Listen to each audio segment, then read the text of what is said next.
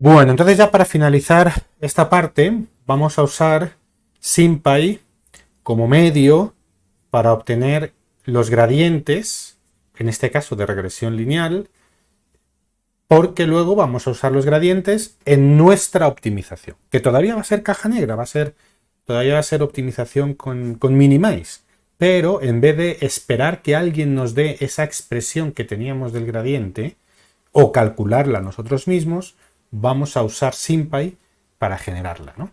Entonces es interesante que veáis el proceso porque en realidad esto es lo que va a estar sucediendo de manera medianamente automática por detrás en TensorFlow, ¿no? Entonces, bueno, es el mismo notebook, estoy en esta parte, pero voy a ir arriba a copiar el planteamiento que teníamos, lo voy a poner abajo para tenerlo, para poder compararlo bien con lo que estamos haciendo y que se vea cómo construimos las expresiones, ¿no? Entonces, bueno, tenemos nuestros datos y tenemos nuestros dos parámetros que los declaramos como símbolos de SymPy, ¿no? Fijaos que al declararlos así, cuando los imprimimos, pues me aparecen como letras griegas así todo bonito, ¿no? Esto mejor que hacerlo así como texto. Esto. Entonces, fijaos, ¿qué es lo que tenemos que construir en SymPy? Tenemos que construir esta expresión. El gradiente nos lo va a dar SymPy. Vamos a tener que tener un gradiente, una expresión que va a ser la derivada parcial de esta expresión de aquí arriba respecto a un parámetro y respecto a otro. Pero vamos a usar SymPy para obtener esto, cada una de estas dos expresiones, ¿no? Esta y esta. Entonces, ¿qué es lo que tenemos que hacer? Tenemos que construirnos esta expresión. Entonces, esta expresión es una sumatoria del primer parámetro por 1 más el segundo parámetro, en este caso por nuestro dato de entrada, ¿no? Menos el dato correspondiente de salida al cuadrado, ¿no? Acordaos que tenemos x, que en este caso, fijaos ya, lo tenemos, que es lo que le hemos añadido aquí la columnita de unos para que quede elegante respecto a la manera en que hemos formulado esto, fijaos acá, y tenemos i, ¿sí? Entonces, sigo teniendo el i de arriba, ojo, no he ejecutado esta celda. Claro, el i antes, al principio del notebook, era un símbolo, ¿no? Por eso falló. Listo, y tenemos el i, ¿no? Entonces esta sería la entrada y esto sería lo que nos gustaría predecir, la entrada y lo que nos gustaría predecir. ¿Cuántos elementos va a tener esta sumatoria? Para el vídeo si quieres, si lo piensas. Pues va a tener tantos elementos como datos tengamos. Va a tener 150 elementos. Entonces tenemos que hacer un buclecito para generar esta expresión para cada elemento y sumarla, ¿no? ¿Qué es lo que estamos haciendo aquí? Lo vamos a hacer solamente para los 10 primeros términos, simplemente para mostrarlo y que no se me llene el notebook de una expresión demasiado grande, ¿no? Entonces, fijaos, como aquí yo lo que estoy haciendo es construir el grafo computacional, ¿eh? Aquí estoy generando cada una, esto es un símbolo, que es T0 y T1 aquí arriba, son símbolos, son variables de SymPy. Esto es un número, esto es otro número y esto es otro número, ¿no? Entonces fijaos que lo que hacemos, y luego al final de generar la sumatoria, la divido por m, que es el número de datos que tengo, ¿no? Entonces fijaos la expresión cómo queda montada. Esta es la expresión que la organiza. Si miramos los 10 primeros, el 881 pues está acá, el 1298 pues lo ha puesto acá, el 950, bueno, lo ha manipulado de la manera que su algorítmica interna pues tiene, ¿no? Según vamos añadiendo los términos. Pero fijaos que esto es una expresión, ¿no? Y esta es una expresión que depende de ¿qué?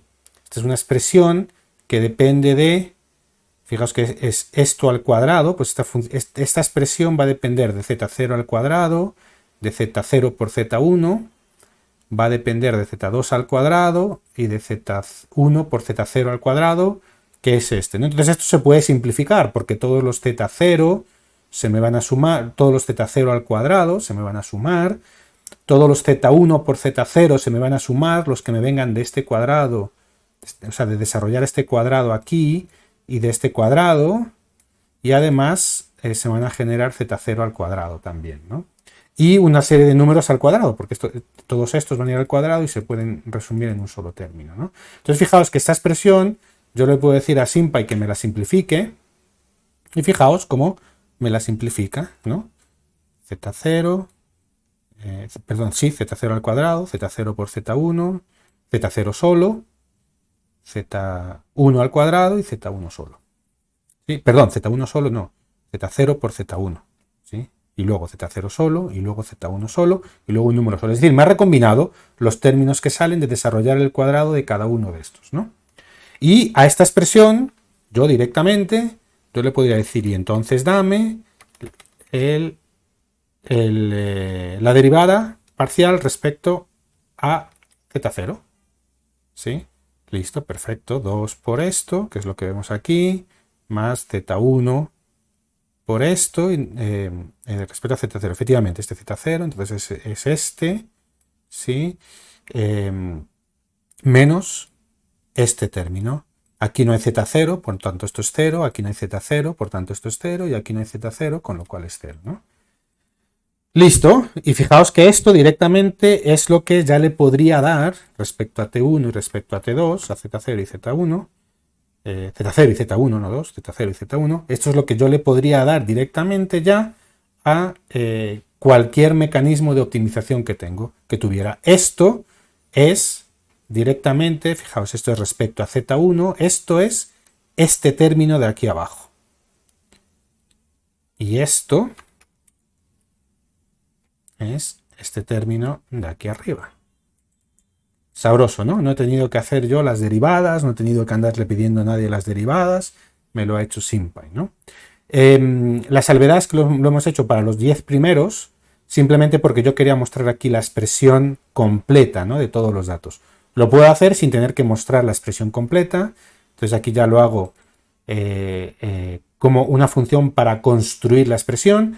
Fijaos cómo ya lo hago por todos los datos y lo simplifico de una vez, ¿no? Entonces, la función, bueno, aquí ya estaba ejecutado, para que veáis, ¿sí? Y bueno, incluso fijaos que construir esta expresión tiene su cierto coste, ¿no? Su par de segundos. Vamos aquí a medirlo otra vez. Tiene su cierto coste computacional. ¿Y eso qué? Es una regresión logística, que es muy sencillo, es un sumatorio, no hay casi multiplicaciones. Y fijaos que son 2 segundos y pico solamente construir la expresión y simplificarla, ¿no? Imaginaos si esto es una multiplicación de matrices con un montón de parámetros, ¿no? Esta es la razón fundamental por la cual este tipo de paquetes, genéricos, cuando los usamos con expresiones como las que construimos en Machine Learning, dejan de funcionar y por eso se desarrollaron paquetes como TensorFlow, PyTorch, etcétera, ¿no? Entonces fijaos, ya tengo la expresión y construyo las dos derivadas parciales. Y el último paso que me queda, ¿qué es? Es simplemente usar el minimizador con estas expresiones. Vamos a usar el minimize, pero claro, el minimize no me funciona con expresiones de SymPy, que es una cosa muy particular. Me funciona con funciones de Python. Bueno, pues entonces usamos Landify. Fijaos, usamos Landify para la función de costo, generar la función Python de la expresión de la función de costo. Y además le decimos que sea vectorizada para poderla usar con todos los datos. Y cada una de las derivadas parciales, una derivada parcial y la otra derivada parcial, que son las que obtuvimos aquí. Y ambas derivadas parciales, porque ojo, la función de costo me devuelve un número, la función, el gradiente me tiene que devolver, la entrada son dos números. La función de costo, la entrada son dos números, que son los valores de los parámetros, y la salida es un número, que es el costo. La función del gradiente, la entrada son dos números, que es el valor de los parámetros, pero la salida son dos números, ¿no? que es la evaluación del gradiente respecto a una variable, z0, y respecto a otra, ¿no? Entonces tenemos que meterlo dentro de una función que me permita llamar a ambas por separado. Fijaos como aquí yo llamo a ambas funciones que ya son de Python por separado, y este lambda lo único que hace es, al llamar a las dos funciones por separado, como que organizarme los valores de salida para darme un valor de salida, ¿no? Entonces fijaos que son muy poquitas líneas de Python, hay que saber bien lo que uno está haciendo, pero ahora yo puedo usar mi función de costo con unos parámetros concretos, ¿no? Por ejemplo, el parámetro 0,1. Y esto es el costo que tiene de tener estos dos parámetros. Este es el costo. Y el 1,1, este era 31. Pues este tiene un costo menor. Bueno, pues este es un mejor parámetro que el anterior, sin saber todavía si es el óptimo. Y el gradiente igual.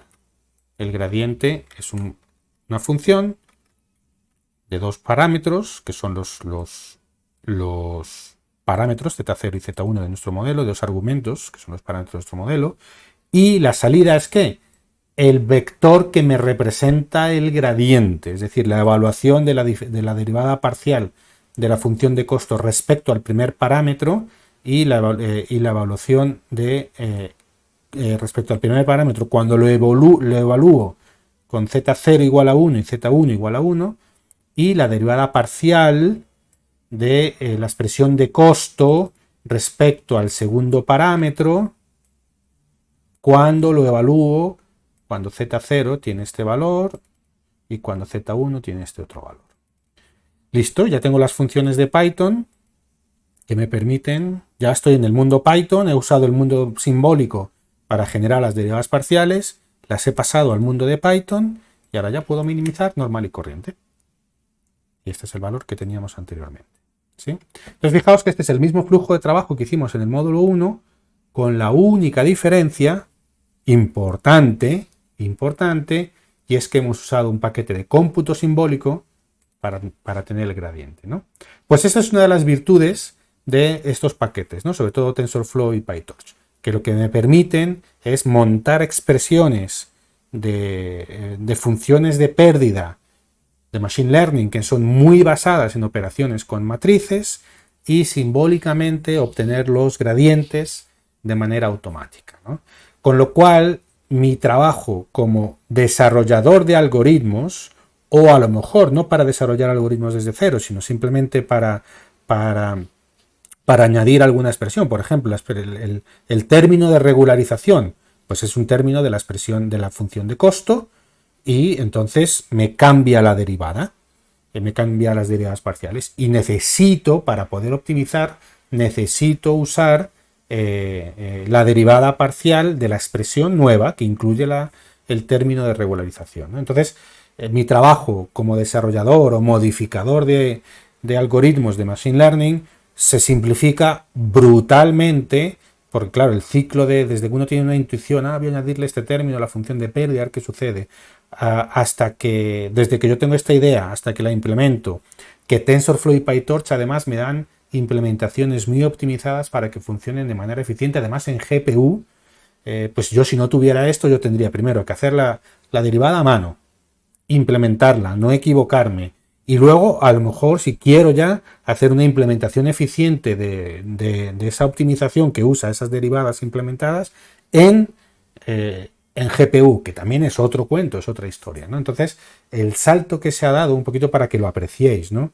El salto que se ha dado con estos frameworks, TensorFlow, PyTorch, es muy importante en la agilidad para definir nuevos algoritmos de Machine Learning, hacerlos evolucionar, el ciclo de desarrollo de los algoritmos. Yo con el sombrerito de diseñador o modificador de algoritmos de Machine Learning, el ciclo de desarrollo se ha acortado brutalmente, porque ya no tengo que calcular las derivadas parciales, ya no tengo que hacer las implementaciones sobre GPU, y entonces, claro, eso ha acelerado.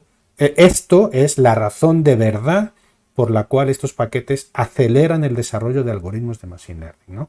Entonces, me parece importante tener sensibilidad a este hecho. Bueno, primero porque yo creo que es bueno saber el porqué de las cosas que estamos haciendo y el por qué dicen que esto ha acelerado mucho el desarrollo, en fin. Pero por otro lado también porque muchos de los errores que nos van a surgir cuando usemos TensorFlow vienen de esta naturaleza, ¿no? A veces un problema que tiene estos paquetes en general, TensorFlow también, es que a veces los errores son un poco crípticos. Y eso es resultado de que por detrás hay una maquinaria de cómputo simbólico que está funcionando, ¿no? Y a veces los errores vienen pues porque de una expresión no se ha podido hacer algo y vienen de por ahí abajo los errores, ¿no? Entonces, a veces no es fácil interpretarlos. Sabiendo que por debajo está funcionando esto, en mi experiencia, yo creo que esto ayuda a entender mejor este tipo de errores, a trabajar mejor en general con TensorFlow.